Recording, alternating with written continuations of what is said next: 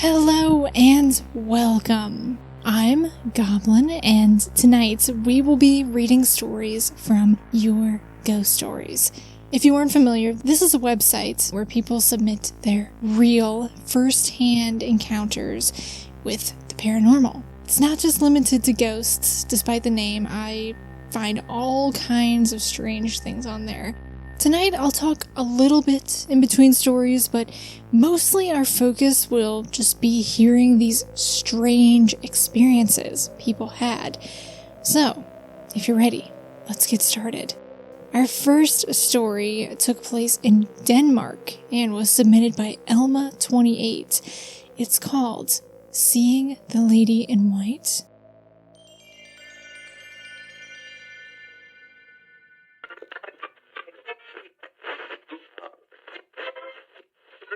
The story I'm about to tell happened years ago, but I remember it clearly, like it just happened yesterday. My family and I came to Denmark in 1993, and after 6 months we had to live in a refugee camp on an island called Langeland, and so the refugee camp became our home in the following years. But it was actually really nice there, and we had some good years. There were many families and a lot of children. Everyone knew each other, so it was impossible to feel alone. All of us children were out all day long and played all kinds of games, and we liked to go and play around the forest. When the dark fell, we all went crazy. We usually played hide and seek, and we found it fun to scare each other. The darkness hides all the things you know and can give them a scary look. When it is dark, you can easily mistake a tree for being a scary man with an axe. So, there were many things that we thought were scary, but it was sometimes just our imagination. But when I saw the woman, I was absolutely sure it was real. I think that when you let yourself believe in the supernatural, there is a high chance of experiencing something supernatural.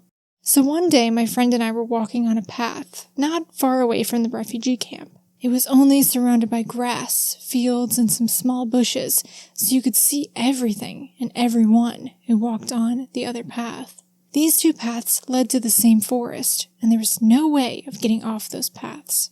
There we were, walking around and talking on a sunny day. That was something we always did. But suddenly, we heard someone calling my friend's name. We looked around to see where the voice was coming from. My friend didn't answer, because our parents have always told us not to answer anyone who couldn't be seen. We asked each other if we heard it, just to be sure that it wasn't just our imagination. We were still looking around, and as our eyes skimmed the other path, we saw this white figure. It was a woman, and she was wearing a white dress, but she wasn't alone. As she walked, there were a couple of small black figures right behind her. They looked just like children, very small children, who wore all black clothes. That was weird. We were starting to lose sight of them, so we decided to run towards them. We just had to know who it was. We came to the path where she was walking a few seconds before, just to find that there was no one there. There was absolutely no one to be seen. And like I said before, there were no other paths but those two. There weren't any shortcuts. Plus, there were only fields around the path and forest. So if there was a real person there, we would have seen them. My friend and I didn't know who it could have been, knowing that it was a small area, and there weren't any strangers who came to the area. All the people at the refugee camp knew each other very well, so we had no idea who it could have been. There was this one woman in the refugee camp who liked to wear light and white clothes. There was a small chance that it could have been her, but why on earth would she be walking around the forest by herself? It didn't make any sense. It couldn't have been her. The fact that it might have been someone we knew helped us control our fear a bit, but not for too long. We were sure that the small black figures couldn't have been someone we knew at the refugee camp. So, after our little encounter, we went back to the camp and tried to forget the scary woman. But my friend and I were 100% sure that we had seen the lady in white that day. There was no other explanation to be found.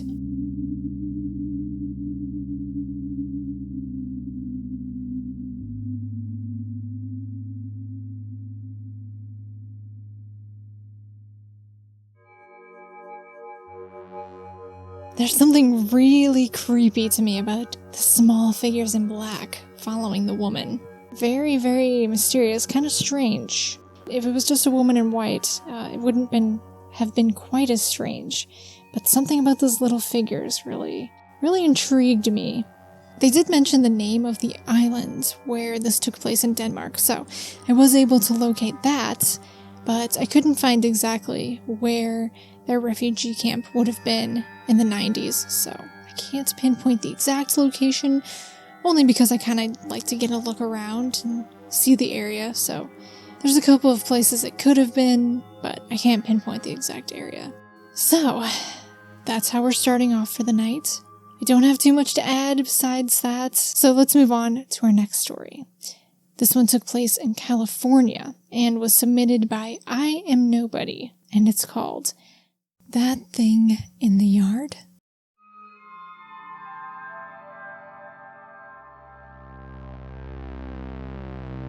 When I was about 10 years old, my parents, brother, and I moved into a new house development.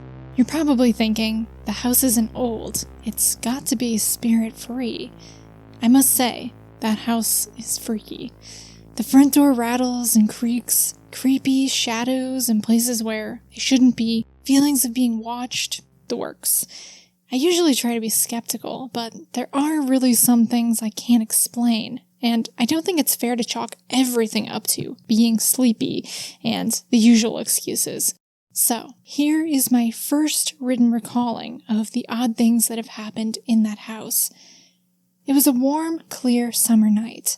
I couldn't sleep because the air conditioner wasn't working, and it was over 100 degrees Fahrenheit outside. And I really hadn't done anything at all during the day.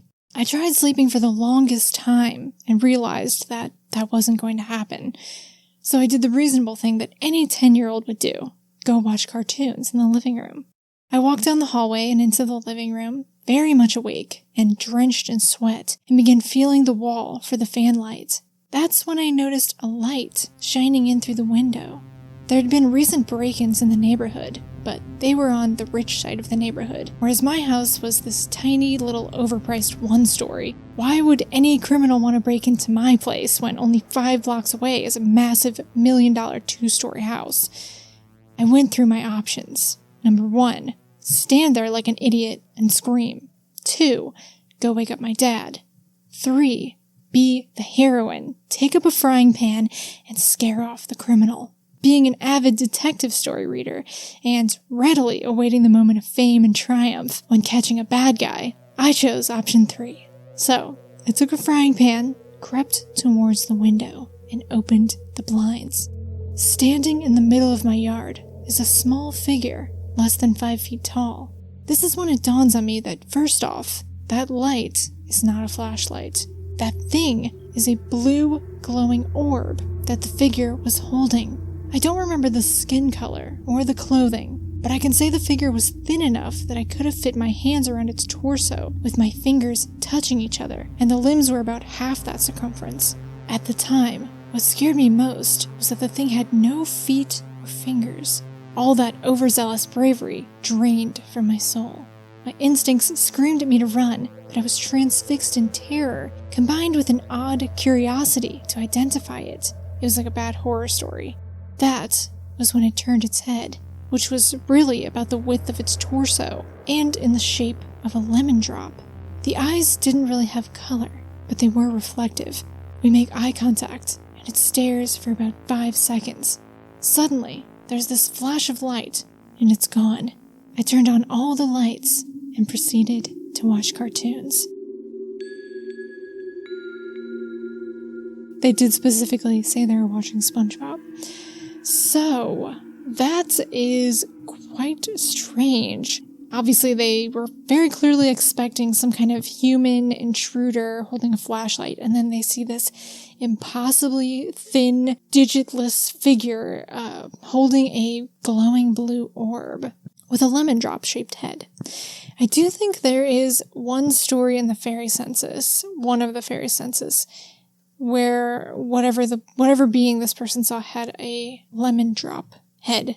I think it was actually the mascot of candy called Lemon Drops. I'll have to read that at some point, probably for another time. But they did say in the comments that they always thought of this as an alien. I could see where they get that. Something about the blue illumination and the skinniness of it. I don't know. I kind of was thinking the same thing.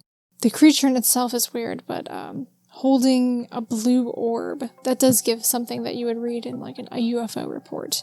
Moving right along, we're gonna push on through to the next story, which took place in Sweden, and this was submitted by Nelly93. It's called Face Behind the Couch. It all happened when I was around 6 to 7 years old. It was a Saturday morning, around 7 a.m., and I was the first one to wake up. I walked to the living room, sat down on the couch, and put on the TV.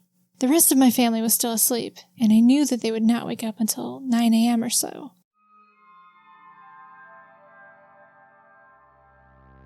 While watching a cartoon, I got this strange feeling that I have to look to my left.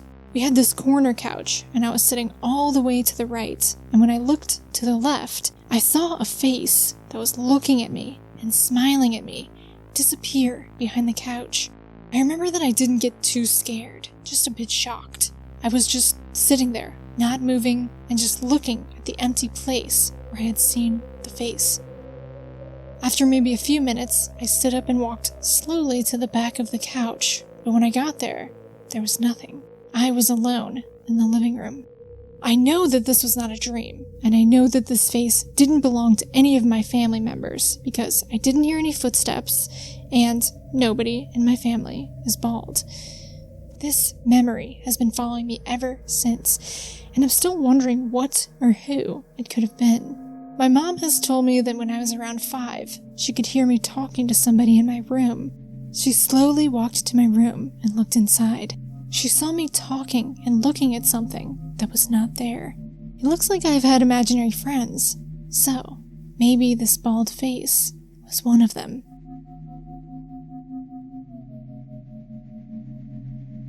I didn't really pick up on the fact at first that I put these stories next to each other, and they're similar in that both of the witnesses were children who were the only person awake when no one else in their family was, and they chose to go watch cartoons in the living room and then had their experiences. That's kind of funny. They didn't say they were scared by this. They were just kind of surprised. But to me, it just sounds really creepy. These random smiling entities. Just faces too. When it's just a face, there's something about that. There's something really creepy. I do have a video about faces on the ceilings. It was actually my first video I did reading paranormal stories. And I have had someone comment and tell me their story of seeing a face coming out of the wall. There's just something really creepy and interesting to me about just these seemingly disembodied faces peering out at you from walls and ceilings and behind couches. The author of this story, Nelly, goes into some nightmares they had about the home they lived in when they had this experience. They say, "I have not seen that bald face ever again since that Saturday morning, but I have been having nightmares about my old home where all this happened. It always starts off fine, and then I end up outside my childhood house, and I get this strange feeling. I get this feeling that I should not walk in, because if I do, things will not turn out good. And in my dream, I know I should not go in, but I do it anyway."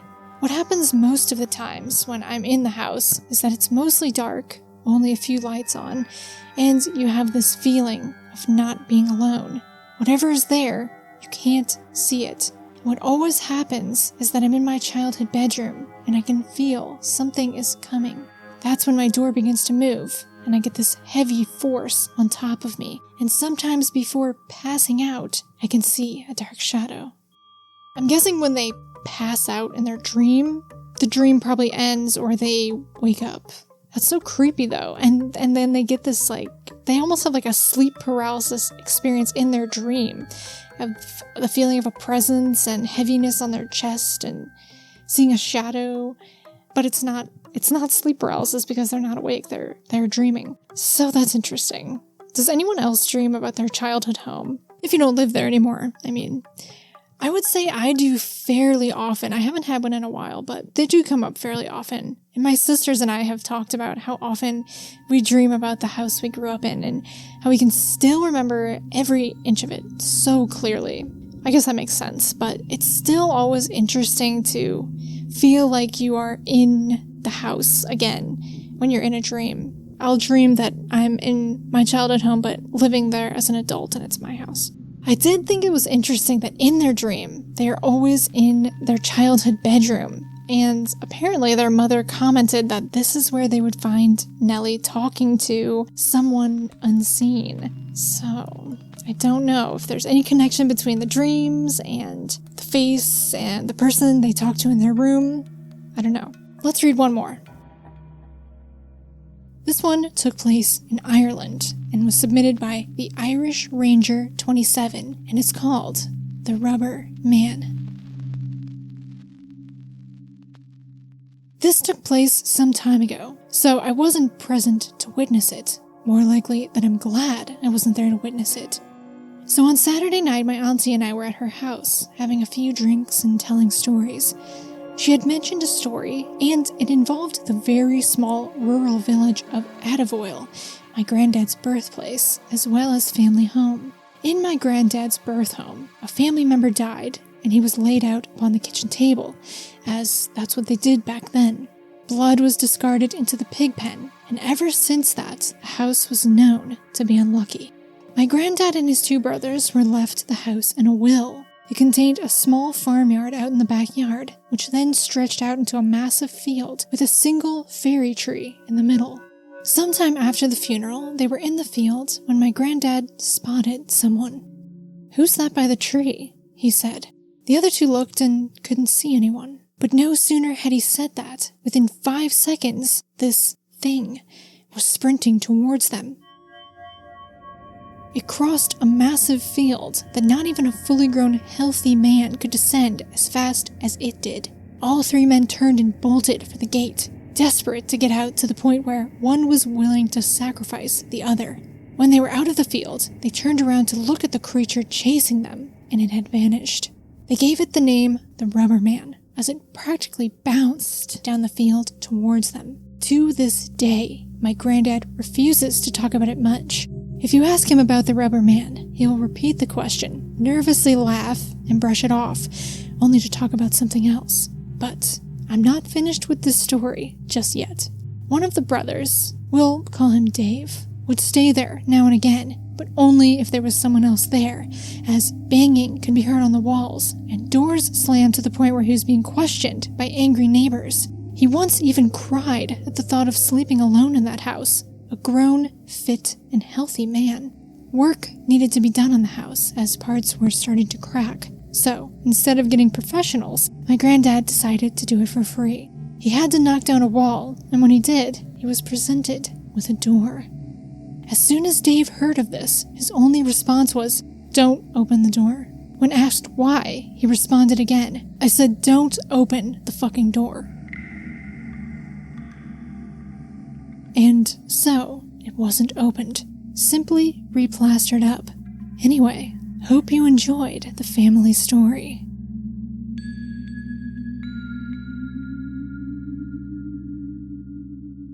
Well, I certainly did. I will take a moment to clear up one detail in case anyone is unfamiliar with what a fairy tree is. In the story, they say, the house contained a small farmyard out in the backyard, which then stretched out into a massive field with a single fairy tree in the middle. In Ireland, certain types of trees are referred to as fairy trees, usually hawthorn trees, but I've heard it being other kinds of trees, like ash trees, other types of thorn trees. But it's believed that these trees are sacred to the fairies, and because of this, they are left entirely alone. Farmers will keep a single hawthorn tree standing in the middle of a field. Roads will be rerouted to go around fairy trees, and locals will protest if a company is thinking about beginning a project that will interfere with one of these trees. The reason being is that it's believed that to cut down or harm a fairy tree in any way will bring bad luck or even grievous harm to anyone who chooses to do so, perhaps even affecting the local area or community, cursing the very ground where the tree stood. There was no need for this destruction because the council had bowed to local pressure and was quite prepared to go round the tree. No one really wanted the tree out of the way. Even the contractor, Roy Green, didn't want to take the axe to it. Roy, last year when I talked to you, you yourself said that you wouldn't cut the tree down. That's right. And none of your men would cut the tree down. That's right. Will somebody take it away and chop it up for firewood, do you think? It's possible, yeah. Somebody will. Would you burn it yourself? No, I would not. Why not? Just one of the beliefs. This is your own fairy tree, of course, Joe, in your own garden. Yes. There was an occasion when somebody tore some of the branches off it. And what happened then? Well, then before 12 months we had 22 and 4, 26 head of cattle between horses, pigs and cows. Dead. Possibly because somebody'd harmed the tree. Well, seemingly that could be something in it. You're not a man yourself who'd do any harm to that tree. No, I would not take. Do you really believe there are fairies under the tree now, Joe? One of my ancestors came out one night, down the fields, he had a cow here, expecting her to calve when he got up, and it was just between the lights in the summertime. He seen a piper playing and a whole lot of men dancing around that tree. Now, I came out myself one night and I thought I heard the voice calling me, but I didn't go back, because they say if you stood and went back to them, you'd never get away. They put a spell on you and you'd be there for the rest of your life. I must say, no, it looks solid enough. Like, I don't think that'll come down too easily. What, don't knock it down on top of me height? What? What, she'd knock the whole thing down? Oh, sorry. God should run. That couldn't hardly shake it. With that context, it is interesting to note that the rubber man was first spotted by the fairy tree. This could definitely imply that the rubber man was indeed one of the fair folk. So, later, when they were doing some work on the house where this incident took place, they found a mysterious door hidden behind a wall. Unfortunately, it was kept shut at a family member's insistence. I know we're all dying to know what was behind that door. I am. What could it be? That's going to be all for tonight. Thank you so much for joining me. Hopefully you had fun. If you want to hear more from this series, check my playlist called Ghosts with Goblin. It is October at my recording this, so I hope you're having a spooky month. I will be back before Halloween with more stories. So until then, keep warm by the fire and leave a seat for me. Until next time.